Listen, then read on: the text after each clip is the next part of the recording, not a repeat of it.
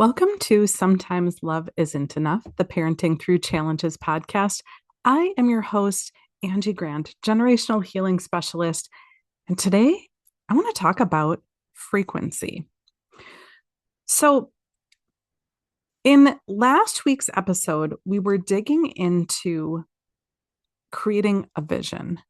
We were talking about ways to start to break the cycle that's in our brain that decides how we're showing up for ourselves. It's a pattern that's on repeat. It happens for all of us. And in last week's episode, we really dug into not only the importance of creating a vision, but also some key practical steps about how to do that. But I don't want to miss out on a really important key piece to that, and also how we're showing up for our kids. So, that concept that I want to talk about today is your frequency.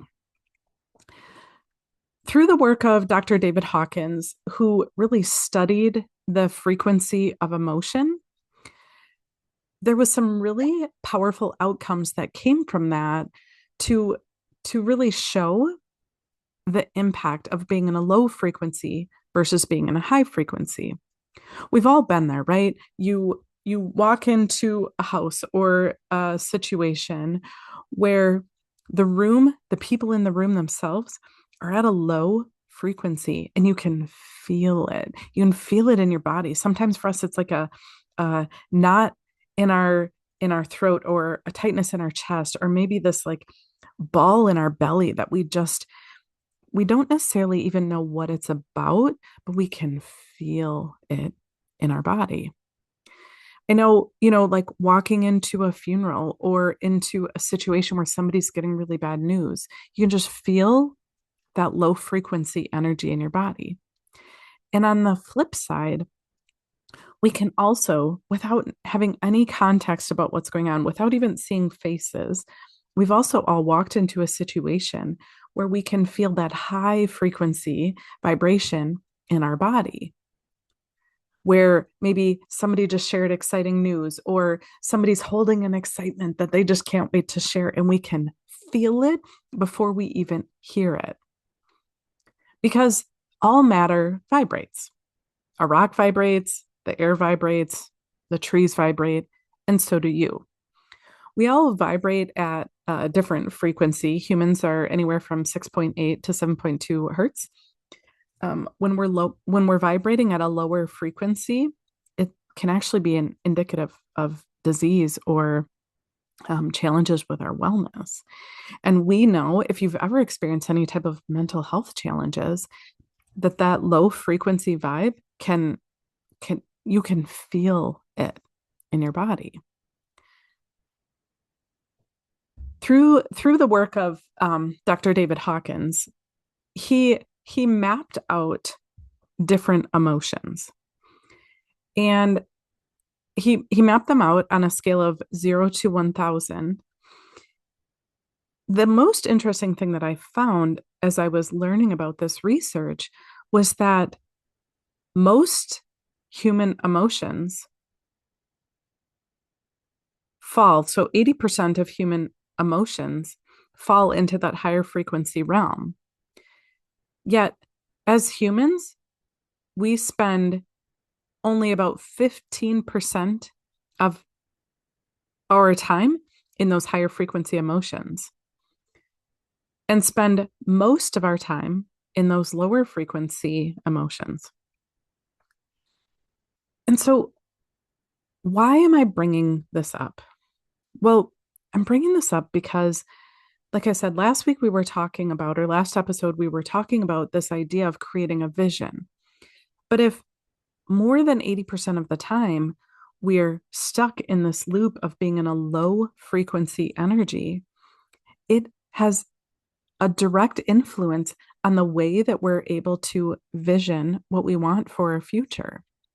And it also has a direct influence on the way that you show up as a parent today. When we're in a low frequency, which is associated with frustration, overwhelm, chaos, disappointment, anxiety, depression, right? When we're stuck in one or many of those low frequency emotions on a regular basis, we are then also, just as I talked about at the beginning of this episode, when we're putting out into our relationships that low vibe frequency,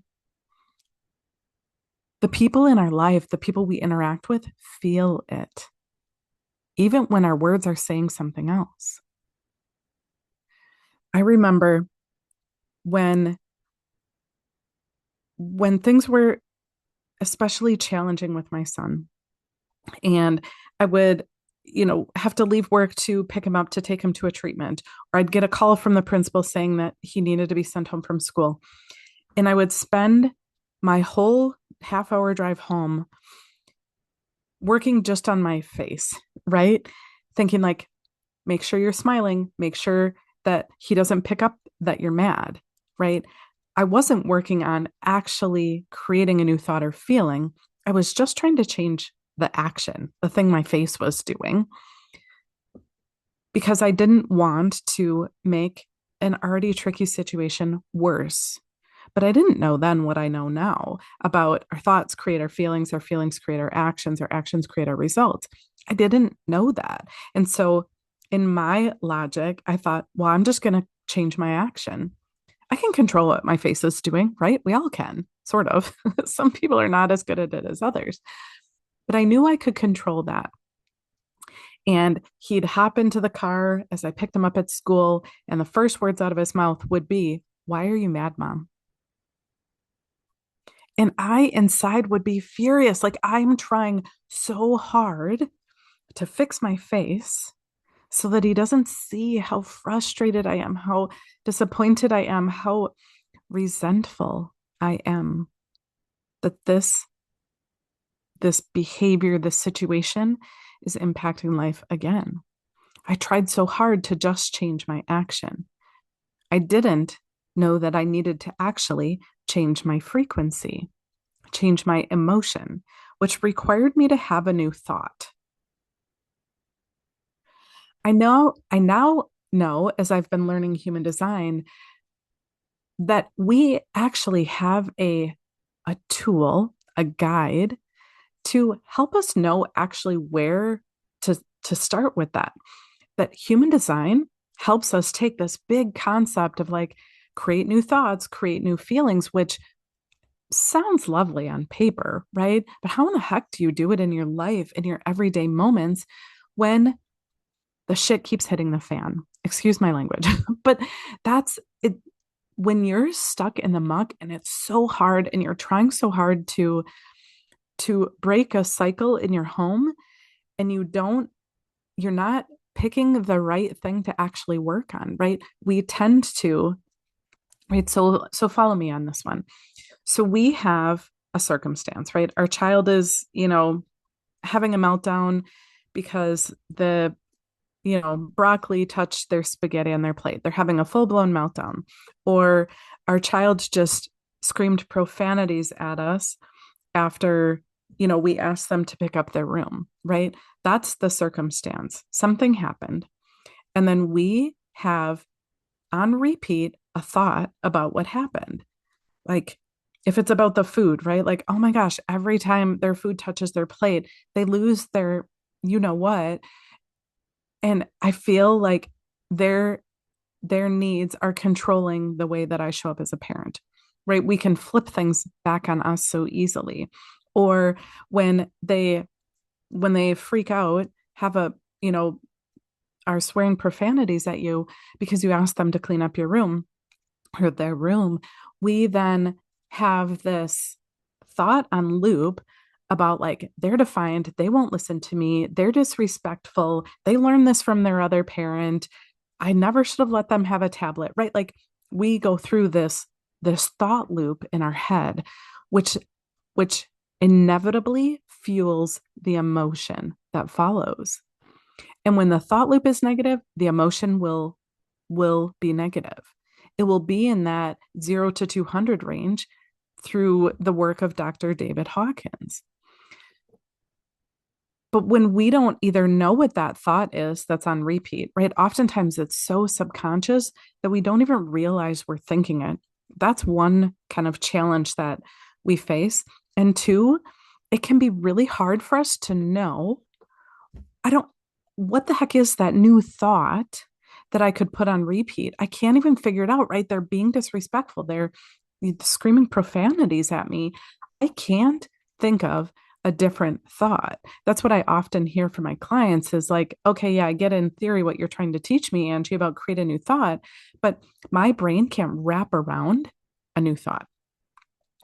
And so I want to highlight for you today a way to use human design, your human design, as a powerful tool to break that thought loop because it is embedded in the way that human design is presented. Frequencies are embedded in human design. So let me share an example with you. So my life's work, my most important gate through the lens of human design, it's also called my conscious sun, is gate 44. Through traditional human design, it is called the gate of alertness. And it's a tribal gate, meaning like that tribal energy is a bit of a tit for tat, right? Like if I do this for you, you need to do that for me. It has that kind of energy underneath it. Through the lens of quantum human design, it's called the gate of truth. And so this energy that is my most present energy, it is what I put into my relationships every single day. When I'm stuck in a lower frequency of that gate 44, I'm stuck in this fear, this paralysis that the past is just going to keep repeating itself, and I can feel doom. I can feel like nothing I'm going to do is going to break this pattern. That is the low frequency, the 0 to 200 level frequency of this energy of gate 44, of my most important energy or lesson in my human design chart. And when I look back to my parenting journey, that was exactly it. That doom that I felt ended up creating in me a fight or flight response in my body. I didn't know this then, right? But when I look back, I felt so much fear in my home, in my relationship, in my dynamics with my son. I feared for my life. I put multiple locks on the inside of my bedroom door. It's embarrassing to say that, but I trust that you're here listening because perhaps some of this resonates with you too. But I was afraid. I couldn't sleep at night. My whole body was in this constant state of low grade and then sometimes high grade fight or flight mode, to the point that I'd be at work and I'd be in a meeting and I'd feel my phone buzz and I would just flip it up a little bit to glance at it. And as soon as I saw that it was my son's school, immediately my heart sank down to my stomach. And then the anxiety was so high, I could feel it in my shoulders. My whole body was experiencing the lower frequency energy of gate 44.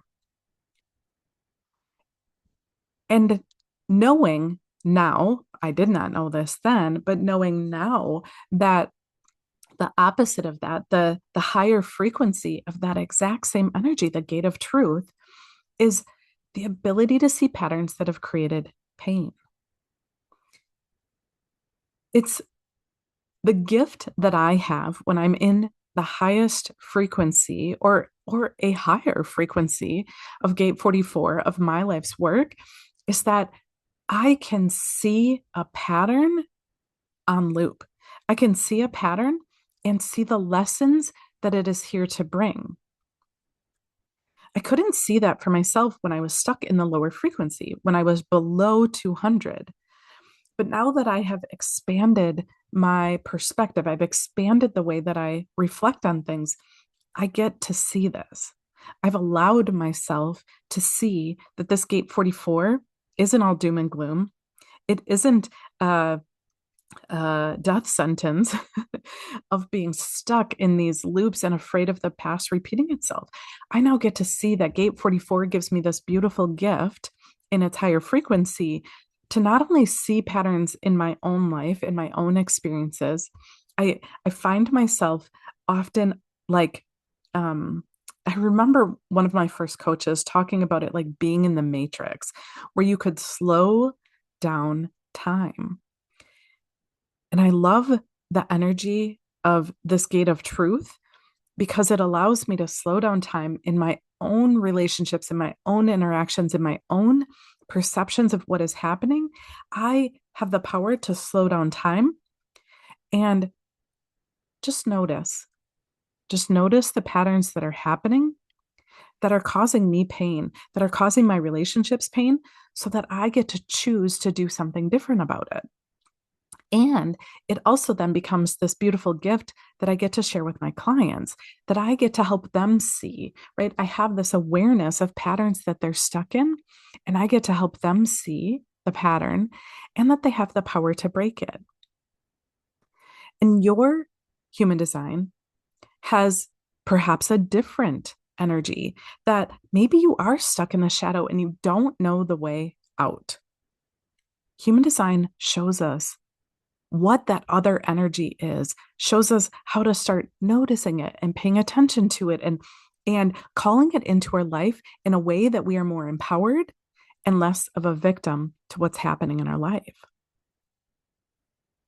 So, if you don't know anything about human design, or perhaps you've pulled your chart or you've had a reading with somebody and it just really doesn't make sense to you, or you have dug in and you know quite a bit about human design, but you have not yet looked at it this way through the lens of frequency, I invite you to grab not just your chart from my website, right? There's information on your chart, but more powerful than that are the reports that I have available to you on my website. I have a free kids report, a free adult report, and then I also have this just incredible paid report. It is worth every penny, the amount of content in there. I think I just pulled one for a friend, and I want to say that her report was like 120 pages long with really powerful contemplation questions and highlighting the energies that she could be tapping into. It's just such a beautiful way to see our possibility so that we can change the path for ourselves, for our relationships, so that we can start parenting from a higher frequency than we currently are today. I want that for you. I want that for your kids. I want that for your family. And I want that for our community, that we are the stewards of this next generation, whether or not you want to be.